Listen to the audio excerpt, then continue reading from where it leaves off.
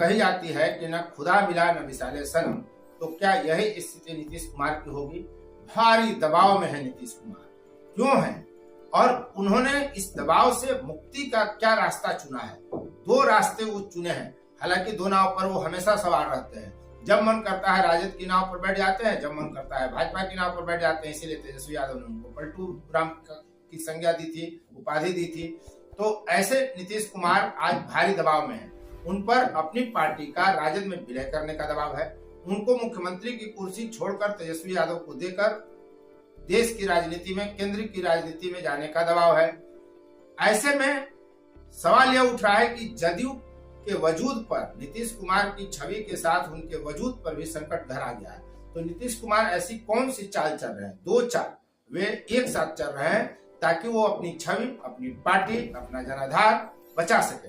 तो उन्होंने क्या किया है, यह सब कुछ इस वीडियो में हम आपको बतलाएंगे। उपेंद्र कश्यप, यदि अब तक आपने चैनल को सब्सक्राइब नहीं किया है तो चैनल को सब्सक्राइब कर लें, शेयर लाइक कमेंट जरूर करें। और हम बराबर आपको बिहार पॉलिटिक्स की हर गतिविधि को दिखलाने का प्रयास करते हैं, उसकी बारीक विश्लेषण करने का प्रयास करते हैं। हर जानकारी, हर गतिविधि से आपको जोड़े रखने का हमारा प्रयास निरंतर जारी है। नीतीश कुमार भारी दबाव में, उन पर बार बार यह टीका टिप्पणी की जा रही है कि गठबंधन जब हुआ था, महागठबंधन, तभी यह तय कर दिया गया था कि नीतीश कुमार जल्द ही तेजस्वी यादव को मुख्यमंत्री की कुर्सी देंगे और वे केंद्रीय राजनीति में सक्रिय होंगे, प्रधानमंत्री पद के दावेदार घोषित किए जाएंगे, उनको प्रधानमंत्री बनाने का ख्वाब दिखाया जा रहा है। और वे खुद भी ख्वाब देखते रहे। सुशील मोदी उनको पीएम मटेरियल कहते कहते लंबे समय तक सरकार चलाए। तो अब स्थिति यह है कि पीएम मटेरियल बनने के लिए वो ना कहते हैं और उन पर दबाव भी है कि आपको बनना है। पीएम मटेरियल उनको घोषित किया जा रहा है, पीएम मटेरियल वो बनना चाहते हैं, पीएम के प्रत्याशी बनना चाहते हैं।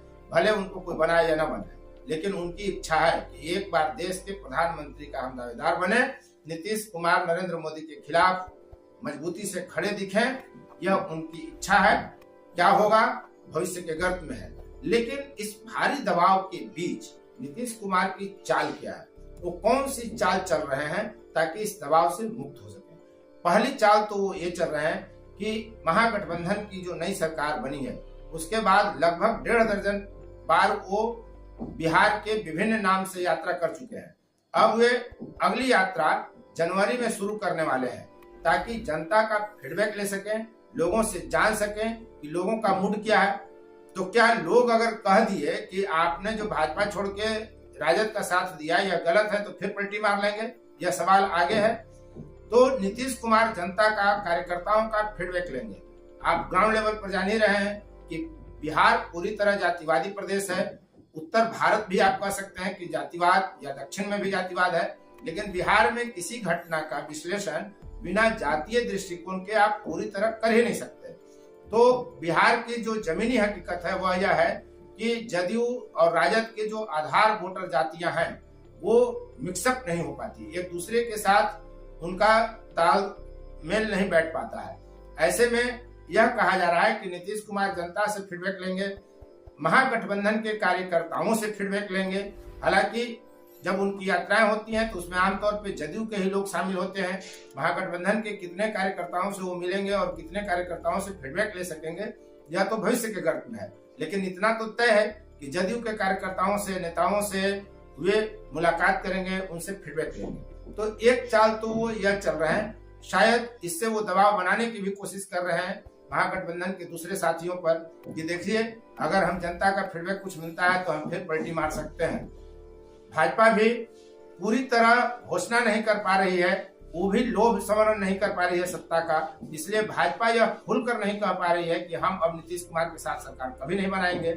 ऐसा अगर उच्च स्तर पर कह दिया जाए तो राजद तो इनको कब का निपटा दे। राजद आज इस स्थिति में है कि बिना नीतीश कुमार के भी सरकार चला ले, बना ले। तो कुल मिलाजुलाकर जो उनकी यात्रा होने वाली है वो दबाव की राजनीति ही है। बैलेंस ऑफ टेरर, जब नक्सलिज्म चरम पर था, बिहार में नरसंहार होते थे, तो एक शब्द गढ़ा गया था बैलेंस ऑफ टेरर। तो क्या बैलेंस ऑफ पॉलिटिक्स प्रेशर बना रहे नीतीश कुमार, यह भी देखने की बात होगी। दूसरी चाल इन्होंने चल दिया है जातीय जनगणना का।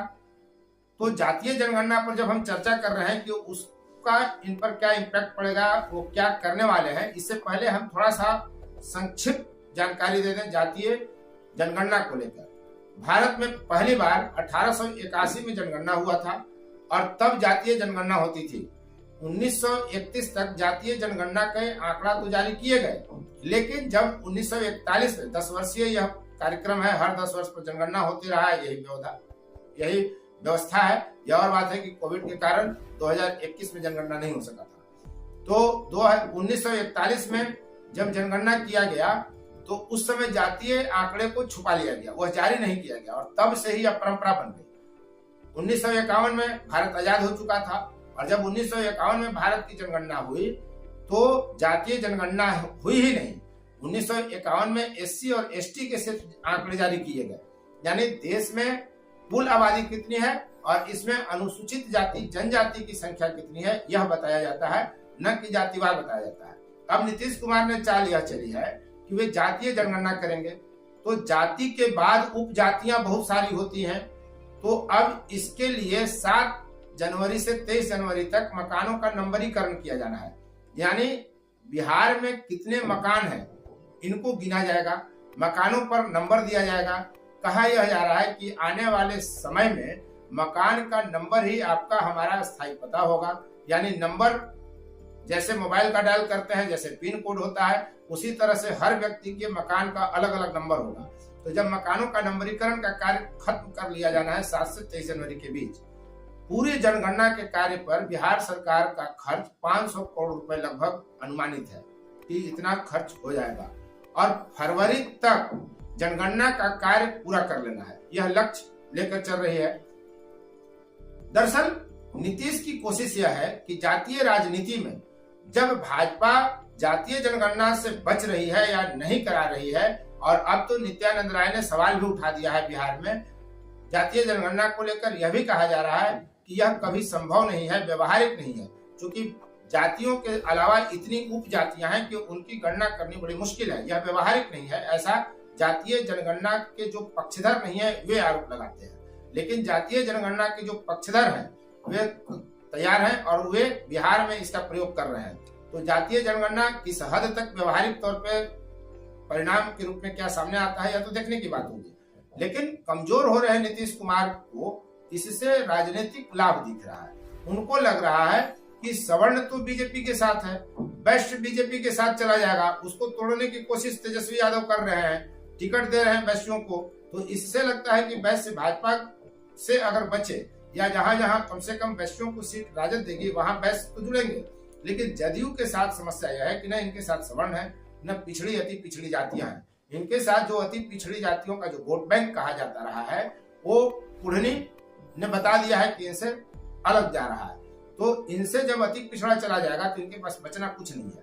ऐसे में अपने अति पिछड़ा वोट बैंक को बचाए रखने के लिए जातीय जनगणना में ये अपनी संभावनाएं तलाश रहे हैं और इसीलिए इनका पूरा फोकस इस बात पर है कि हम जातीय जनगणना करा सकें ताकि अति पिछड़ी जातियों को और जो कमजोर जातियां हैं बिहार में उनको यह बताया जा सके कि मैं ही एक ऐसा व्यक्ति हूं जिसने जातीय जनगणना करवाया, जिसके लिए हमने प्रण लिया, जिसके लिए हमने प्रयास किया और इससे पता चला कि किस जाति के कितने लोग बिहार में हैं। इससे आपकी ताकत पहचानी जाएगी, आप संगठित होकर व्यक्त कर सकते हैं कि आप इतने परसेंटेज में हैं, तो आपको इसका राजनीतिक सामाजिक आर्थिक लाभ मिलेगा।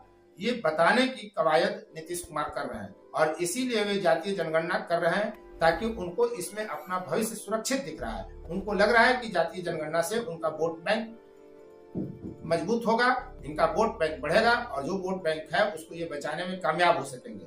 वरना कुढ़नी ने तो इनको बता दिया है, कोढ़ में खाद साबित हुआ कुढ़नी, जहां राजद से इन्होंने सीट लेकर जदयू का चुनाव लड़ा और चुनाव हार गए। तो इनको ये पता चल चुका है कि महागठबंधन के साथ रहने के कारण उनका जो आधार वोट है, जो अति पिछड़ा का वोट है, वो सरक गया है। तो इसलिए भी जनता के बीच ये जा रहे हैं, फीडबैक लेने जा रहे हैं। कुढ़नी के बाद ही उन्होंने ऐलान किया कि वो जनता के बीच जाएंगे, उनका फीडबैक लेंगे, महागठबंधन के कार्यकर्ताओं का फीडबैक लेंगे और जातीय जनगणना का एक कार्ड वो खेल ही रहे हैं। तो मिला जुलाकर नीतीश कुमार दबाव से मुक्त होने के लिए और साथ ही गठबंधनों दलों पर दबाव बनाने के लिए जातीय जनगणना का कार्ड खेल रहे हैं और यात्रा करने का मूड बनाए हुए हैं। तो इनकी यात्राएं और इनका जातीय जनगणना का कार्ड कितना कारगर होगा हम तो इंतजार ही कर सकते हैं। तो 2024 में लोकसभा चुनाव होना है, तब तक इंतजार करिए। फिर 2025 में विधानसभा का चुनाव बिहार में होना है। तो मिला जुलाकर गोटियां जो बिछ रही हैं, उसमें राजनीतिक दल अपनी अपनी चाल चल रहे हैं। आने वाले समय में क्या होगा, क्या परिवर्तन आता है, क्या इसमें डेवलपमेंट होता है, हर राजनीतिक घटना के डेवलपमेंट में उसकी गतिविधियों को लेकर हम बारीक विश्लेषण लेकर आपके बीच आते रहेंगे। अब तक इस वीडियो में बने रहने के लिए आपको बहुत बहुत धन्यवाद। एक अपील कि यदि अब तक आपने चैनल को सब्सक्राइब नहीं किया है तो चैनल को सब्सक्राइब जरूर कर लें, ताकि आपके पसंद का वीडियो सबसे पहले आप तक पहुंचे। इसके लिए घंटी की जो आकृति है और नोटिफिकेशन वाली वो दबा दें। तो अब तक बने रहने के लिए आपको बहुत बहुत धन्यवाद।